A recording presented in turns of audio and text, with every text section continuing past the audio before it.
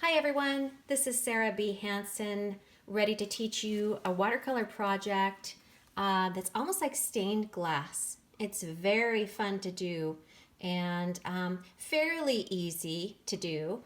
You can use a couple of colors, actually however many colors you want to use. I used a brown and a blue here today, and that was it actually. So let's get started. Okay, for this watercolor project, you are going to want to paint on a piece of paper. This is a 300-pound stiff piece of paper here. And to start, you will perhaps draw a border around the outside of the paper. And this is like a 5x7 piece of paper. And then draw a tree on the inside.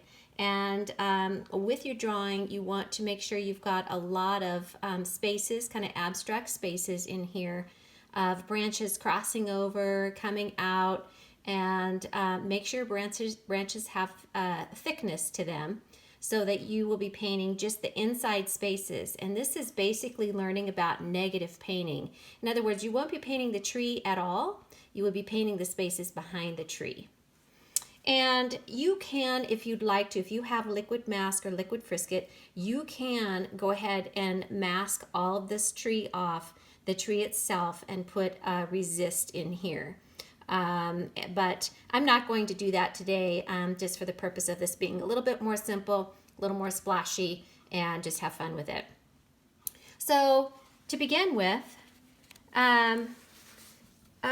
you will basically begin to fill in all the spaces behind the tree. So wet your brush, this is on dry paper, pull it across the sponge to get rid of some of the moisture, and begin with filling in all the spaces behind the tree. And don't be worried if you get into the tree a little bit, or if you go over your line a little bit. It's no big deal. Just have fun with it.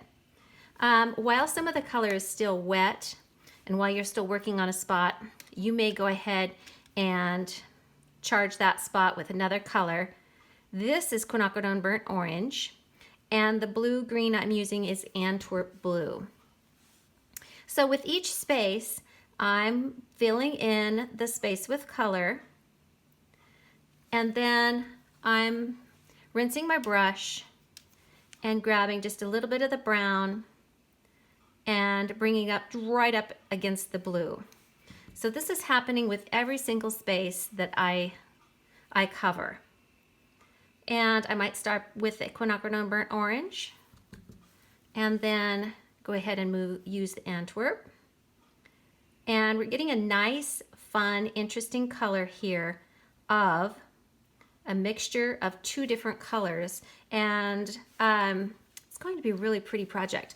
Now, for these bigger areas back here, I want the background to be blue. And again, you can use any color you want to use. I'm going to use a blue background, fill it in pretty quickly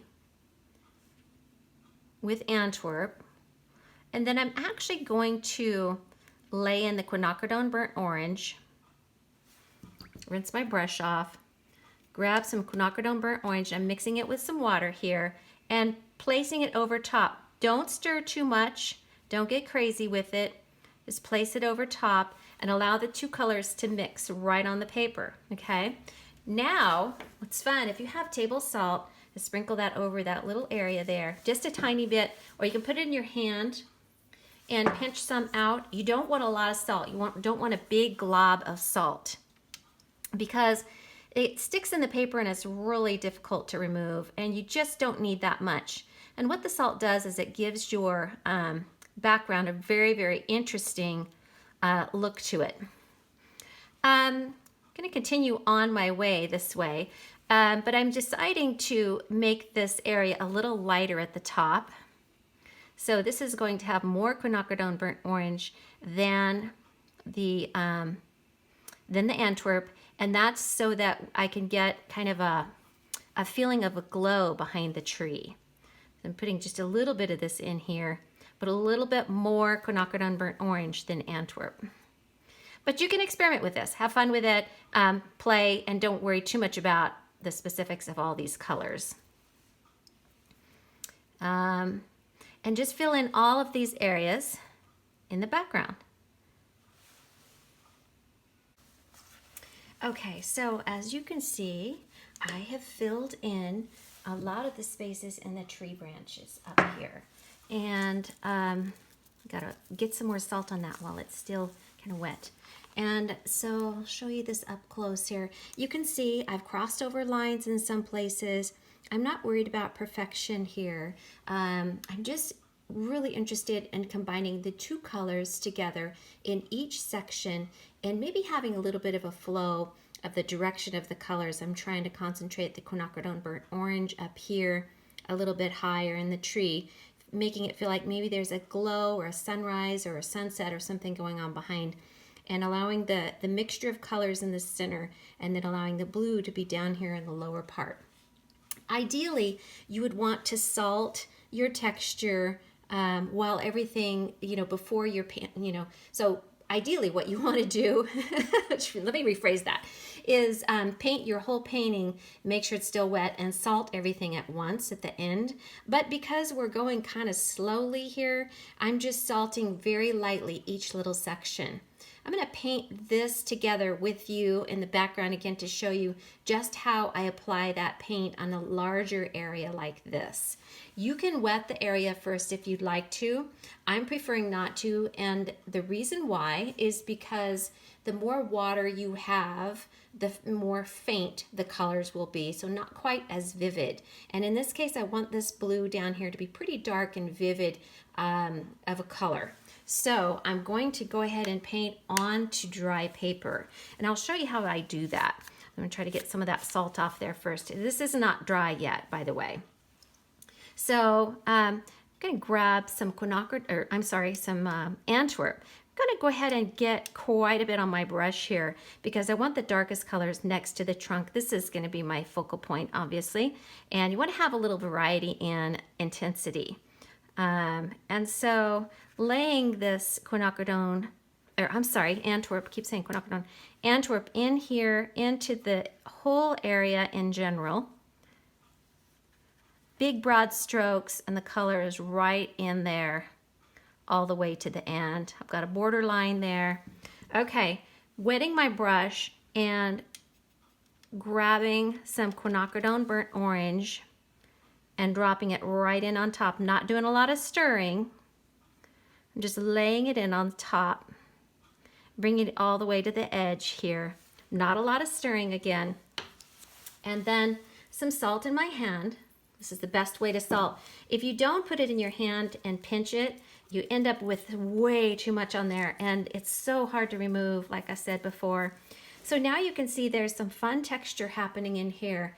There's areas of more intense blue, areas of more Quinocridone burnt orange, and the salt is adding some texture on these as it starts to dry. So now take a minute and blow dry your painting completely, or air dry it completely.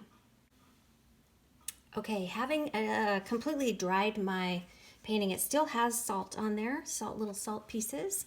So at this point in time, you will get rid of all the salt on your painting. Make sure it's really dry though, okay? You don't want to have any wet paint. Basically just scrub along the top of your painting and knock the salt off. Okay, we got most of it off of there. So now you see that really fun texture in here. It's got just a great feel to it. And the brighter brights in here, there's kind of rhythm as to where they're flowing, and the more blue, darker colors down here. And if you salt the painting while it's wet, you will get this texture. If you wait till it's dry, it's not going to texture for you. So now, basically, as per always, I love to Sharpie my work, as you kind of probably already noticed. And so you can go in and find every single one of those branches and those separations and draw your shapes if you want to. You don't have to, but it's kind of fun to do and get the feeling of all of these shapes in here. Okay, so I'm going to show you now how I Sharpied all of these spaces. I was very careful not to take my Sharpie line into the areas where the branches would cross over. In other words, there's not a line right here or right here, but instead this is all open space. So the white areas completely interconnect. There's no lines that are disturbing those spaces. And in that way, it makes it feel a little bit more like reverse stained glass or stained glass, in that you're only painting your negative spaces behind the tree.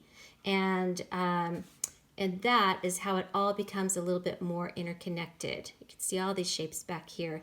And then I did go ahead and add my border around the entire painting. Add a little open space here. If you want to, you can erase those pencil marks. I forgot to mention, if you did use liquid mask or Frisket, you will want to take that off after the painting's dry, but right before you Sharpie. So you won't want to have that mask on there when you Sharpie, or it's not going to go on very well. And I didn't show that because I really don't like to use liquid mask. It takes way too long and I don't have much patience for that. But it does make things like this, painting this, a little bit easier. Anyway, I hope you enjoyed this project. Look, that's on the flip side. It's a reverse image. Isn't that fun? I hope you enjoyed painting this project with me today. Email me, Facebook me, let me know how it turned out and if you liked it. And stay safe out there, everyone. Be careful. Take care of one another. And until next time, bye-bye.